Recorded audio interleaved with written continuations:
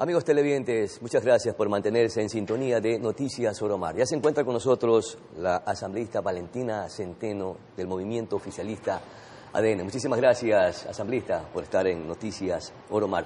Conversaremos con usted precisamente algunos aspectos que son sumamente fundamentales alrededor de la política ecuatoriana y sobre todo sobre las decisiones que está tomando o adoptando el actual gobierno que preside Daniel Noboa. Entre otras cosas, asambleísta, el grupo de asambleístas manavitas envió un comunicado precisamente en el que se rechaza la violencia en la provincia de Manabí y también están exigiendo a que haya un cambio del orden del día hoy en el Pleno de la Asamblea Nacional porque van a solicitar la comparecencia de los ministros de Defensa y la ministra del Interior. Pero me asombra que no está su nombre. ¿Por qué? Bueno, muchísimas gracias por este espacio. Buenos días a todas las personas que nos están escuchando. No más allá de la firma de un comunicado, he estado muy pendiente de las acciones que está tomando el gobierno para la provincia de Manabí, sobre todo en temas de seguridad. Fui la primera en solicitar al presidente que traslade la cúpula de las fuerzas militares y de la Policía Nacional acá a nuestra provincia y he estado muy vigilante de que mejoren las cifras de inseguridad que reinaban en las calles de nuestra provincia. Por lo tanto, sí, no he firmado el comunicado, pero el día de hoy apoyaré el cambio de orden del día y apoyaré esta moción, pero más de lo que podamos hacer dentro de la Asamblea, también afuera. Seguiré pendiente de que nuestras fuerzas del orden, respaldando el trabajo que están haciendo, que sin duda alguna ha sido positivo y tenemos ya los números que lo respaldan. Pero es necesario que comparezcan estos dos funcionarios, sobre todo que están al frente, liderando el combate a las mafias criminales. Y se necesita transparencia y se necesita conocer cuáles son los resultados de este trabajo que están realizando en conjunto las instituciones de la Fuerza del Orden. Por supuesto, los ministros, el ministro de Defensa, la ministra del Interior están permanentemente reportando las cifras de seguridad a la población ecuatoriana. Lo hacen, tenemos el Consejo de Seguridad semanal acá en la ciudad de Manta, que más reporte que aquel. En la Asamblea muchas veces se intenta politizar, dinamitar al gobierno y es la intención y lamentablemente lo que vemos ya en el Pleno de la Asamblea. La Asamblea Nacional ya está en campaña y el presidente Daniel Noboa es el candidato a vencer. Y es por eso que pero la el presidente situación también estará entrando en ese juego de confrontación que es improductivo, que es estéril e innecesario y debe dedicarse a lo que prioritariamente necesitan los ecuatorianos, que es a combatir la inseguridad o las mafias delincuenciales, que es a mejorar las condiciones de vida de los ecuatorianos, entre ellos la situación o la crisis económica por la que estamos atravesando como país. Sin duda alguna, y el presidente lo tiene claro, pero entonces hay que dejarse de distraerse con temas de confrontación, de pugna entre el legislativo y el ejecutivo. Así es, no podemos caer en ese distractor. Nosotros estamos haciendo nuestro trabajo, estamos dando resultados con cifras, con datos, vemos cómo ya Manabí pasó a verde en el número de muertes, homicidios intencionales en comparación con el año anterior y imagínese usted 3 pedidos de información por día a los ministros. Tenemos ministros que ya han comparecido 30 ocasiones a la Asamblea Nacional. Están repitiendo la misma receta que al expresidente Guillermo Lasso. Es que eso más bien nos parece unos distractores, desgaste, nos parece querer entorpecer el trabajo del Ejecutivo. Tenemos ya 2 juicios políticos a ministros y están preparando un tercero también. Ministros que tienen 6 meses en el cargo con un gobierno que definitivamente asumió con una caja fiscal desestabilizada, en deuda, con más de 4.600 millones de dólares en negativo, con impaga con los distintos municipios y prefecturas, y estamos haciendo lo correcto, pero en la Asamblea Nacional ya no estamos para trabajar en conjunto hacia un mismo objetivo, sino en ponerle el pie al Ejecutivo para que fracase. Creo que sí, los ecuatorianos están observando que se están haciendo los esfuerzos para combatir a las mafias delincuenciales. Sin embargo, también se entiende que estos grupos son monstruos gigantes que tienen secuestrado al país y que probablemente no sea tan sencillo poder librarnos de esta lacra o de esta situación por la que estamos atravesando. Pero también hay un grupo de ecuatorianos que ya está dudando del famoso y denominado Plan Fénix, porque hay una leve mejoría en la seguridad, pero por otro lado también regiones que están en estado de excepción siguen con esos niveles de violencia altos. Bueno, a ese grupo de personas hay que recordarles cómo estaba la situación del Ecuador. Hay que recordar cómo estábamos en enero de este año, al inicio del 2024, 200 muertes violentas por semana. Ahora estamos por debajo de las 90, que tampoco es un número positivo, ¿no? Pero hemos mejorado.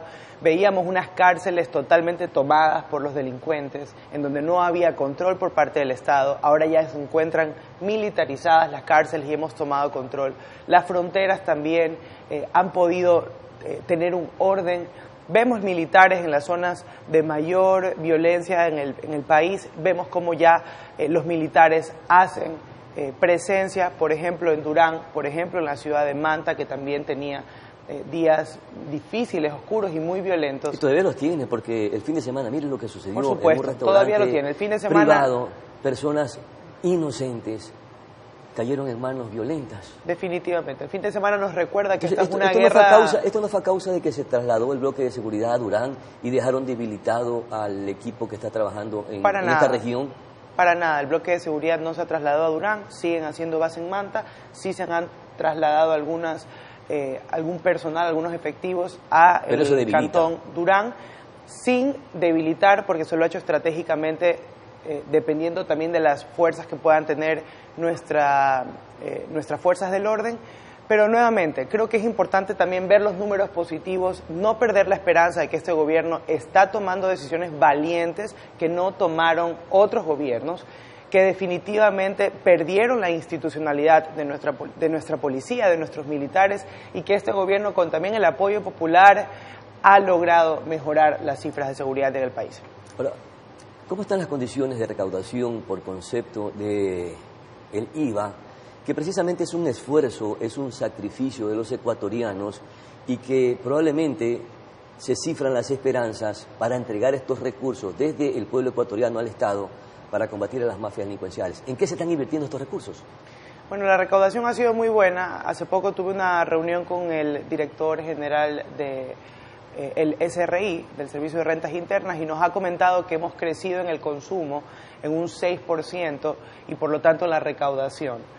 Y eso nos demuestra varias cosas. Primero, que nuestro discurso de que el aumento en 3 puntos del IVA no iba a afectar a las personas más necesitadas y más pobres del país es real, porque ellos, las personas que consumen la canasta básica, son productos que gravan IVA cero, por lo tanto que tienen en un 95% consumos de productos o servicios que gravan IVA cero, no se iban a afectar de esta medida, y eso lo vemos porque incluso ha crecido el consumo y no ha disminuido, como lo decía la oposición. Sin embargo, el INEC registra que la canasta básica ha incrementado en un $33. Bueno, ese aumento de la canasta básica no tiene nada que ver con el aumento de 3 puntos del IVA, ¿no? Recordemos que este aumento fue aprobado, incluso luego secundado en una consulta popular, porque la gente espera inversión en seguridad. Y usted sabe que ¿Pero en qué se está invirtiendo en seguridad? Al nosotros declararle la guerra frontal al narcoterrorismo y a las mafias, tenemos que soportarlo también con recursos. Las movilizaciones de los militares a lo largo de todo el país, por tierra, por agua, por aire, eso cuesta dinero, y en eso es en lo que se está invirtiendo los recursos del IVA. Se tenía previsto recaudar 1.300 millones de dólares por concepto del IVA. ¿En qué se están financiando? Básicamente, a más de la logística y de la cotidianidad que tienen que recurrir para atender las necesidades de los policías y de los militares. ¿En qué otras cosas están invirtiendo? El IVA implica recaudación mensual. Los 1.200 millones de dólares que usted comenta es lo que se proyecta hasta el final. No son 1.300 que se están recaudando, 1.200 hasta ahorita. Es una proyección hasta el final del año. Está proyectado que se recaude 100 millones de dólares adicionales. Tenemos 2 meses recaudando, es decir, que hasta la fecha deberíamos estar hablando de no más de 200 a 250 millones de dólares recaudados adicionales gracias al aumento de IVA. Y se están invirtiendo primordialmente en seguridad. Ahora, el plan de seguridad es un plan integral. No podemos hablar de seguridad si no hablamos también de una mejora de la educación y de la salud. Por lo tanto, al ser un plan integral, pues también el gobierno ha podido utilizar esto en mejorar los servicios de, por ejemplo, salud, en donde ya se han inyectado grandes recursos para poder mejorar este servicio, que es un servicio público de todos los ecuatorianos. Y se han sufragado ya las deudas que mantenían con las instituciones del Estado de salud y también con los prestadores de servicio. Han mejorado las condiciones para justamente mejorar el servicio de atención de salud a los ecuatorianos, porque ese también era una debilidad que se tenía precisamente por la crisis económica que está atravesando el país. Al poder asumir los gastos de seguridad, al poder asumir los gastos de salud con este aumento del IVA, pues es un saldo a favor que se puede utilizar también para cubrir las deudas con las prefecturas, con los municipios, que cuando nosotros empezamos, yo recuerdo varias reuniones, la desesperación, sobre todo en la provincia de Manabí, recuerdo habernos sentado aquí en el terminal portuario de Manta, en el edificio que tienen, y nos decían, señores, no podemos pagar a nuestros empleados, estamos en una crisis, y fue una crisis que el presidente tenía dos opciones. O podía decir, de aquí en adelante este es mi gobierno y por lo tanto yo voy a honrar los pagos que yo tengo que hacer dentro de mi gobierno.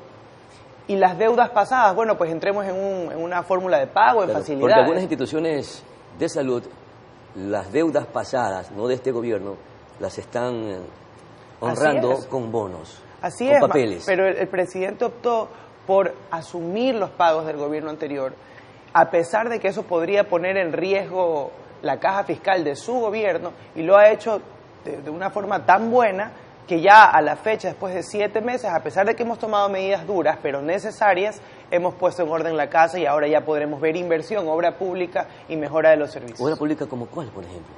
Bueno, estamos ahora trabajando, el presidente ha anunciado que ya empieza la construcción de la E25, también empezó la construcción de la cárcel del Encuentro en Salinas. También en Manabí ya hemos reactivado el Comité de la Reconstrucción y eso va a permitir inversión de más de $100 millones. Bueno, no, pero más. Recién están en planificación de obras, en proyectos, más no en ejecución, es decir, que todavía no hay una obra que efectivamente se pueda endosar a este gobierno. Es la realidad. Estábamos poniendo la casa en orden en 7 meses con un gobierno de $4.600 millones de deuda el año anterior, con una crisis de inseguridad, con una pérdida de institucionalidad a nivel general, con ministerios que definitivamente estaban funcionando como les parecía. El gobierno tenía que poner la casa en orden. Tomamos las medidas. Pero más allá de la casa en orden es por la falta de recursos también. Tomamos las medidas necesarias, tomamos las medidas fiscales para poder mejorar la recaudación, para poder generar mayor inversión, mejorar el consumo, y con eso, después de los primeros 7 meses, ahora el gobierno puede empezar a invertir en obras. ¿Cuánto está destinado para la ejecución de obras dentro del presupuesto general del Estado y cómo lo están sustentando ante la crisis que tenemos? La información profunda de cuánto se va a invertir en obra pública la tiene que dar el ministro de Transporte y Obras Públicas. Lo que yo puedo el día de hoy anunciar es que tenemos previsto para este año la inversión del tramo E25, que es una vía importante que cruza por la troncal. Más de 9 provincias van a ser beneficiadas. Adicional tenemos en Manabí algunas cosas que se vienen: el puente Quimís, el puente Lodana, el alcantarillado para Pedernales, el alcantarillado y agua potable para Chone. También gracias a los avales soberanos que sí, en efecto, es a través de una garantía soberana con la prefectura de Manabí y con, por ejemplo, la alcaldía de Puerto Viejo. Al ser el gobierno el garante ante los organismos internacionales, también va a permitir inversión en vías, por ejemplo, en vías rurales a través de la prefectura y en Puerto Viejo específicamente para el agua potable. A 7 meses de que entremos en un nuevo proceso democrático, seguramente no le alcanzarán los tiempos para poder ejecutar las obras de este gobierno. Se pasarán básicamente en temas burocráticos para ir moldeando los procesos que puedan permitir generar la inversión en las obras. Es decir, que no le van a alcanzar los tiempos poder hacer una obra en este tiempo que le queda al gobierno. Tenemos previsto una hoja de ruta para que al menos en algunos temas de la reconstrucción ya podamos este año. ¿Cómo cuáles, por ejemplo? Por ejemplo, los puentes. Los puentes son rápidos y esos se van a poder inaugurar este año. ¿En Esmeraldas y en Manabí, o solamente en Manabí? Bueno, yo conozco con más profundidad los de Manabí, el puente Quimís y el puente Lodana, y esos se van a poder inaugurar este año. Está también el mercado de Calceta, que es un mercado que se vino abajo con el terremoto, y algunas otras obras que ya también el gobierno va a poder empezar a anunciar, ¿no?, a través de sus autoridades. Mientras el pueblo ecuatoriano está haciendo esfuerzos para sacar de su bolsillo y aportar el 3 punto porcentual del IVA, como parte de esta campaña para combatir la delincuencia, también se están haciendo reformas en la devolución del IVA que está afectando a los adultos mayores y a discapacitados. ¿Por qué sigue golpeando al pueblo ecuatoriano con estas medidas? No creo que estamos golpeando al pueblo ecuatoriano. A un sector vulnerable, sí. Estamos tomando las medidas necesarias para el país. Creo que le hemos devuelto la esperanza a la gente de días mejores. Creo que hemos retomado el control de las calles en el Ecuador, que estaban tomadas por las mafias y el narcoterrorismo. Creo que tenemos un presidente que ahora sí mira a Manabí, y la gente lo reconoce y la gente lo aplaude. Ahora el presidente porque política y electoralmente mucho. También le interesa estar en esta región, necesita conseguir los votos para las próximas elecciones. Bueno, esa puede ser su visión. Yo creo que el presidente tiene empatía y tiene corazón por esta provincia. Tiene una esposa que nació en Chone y tiene su primera asambleísta nacional, que es una joven manabita de acá, del sur de Manabí, de Puerto Viejo, y por eso está resaltamos y felicitamos y celebramos que su accionar esté siendo parte de un gobierno y que también impulse el desarrollo de esta provincia, que lamentablemente se consiguieron obras importantes, pero también nos engañaron con las obras de enorme significación para el desarrollo de la provincia de Manabí. ¿Y cómo están ustedes un poco distribuyendo lo que significa el presupuesto general del Estado para la financiación de proyectos y obras?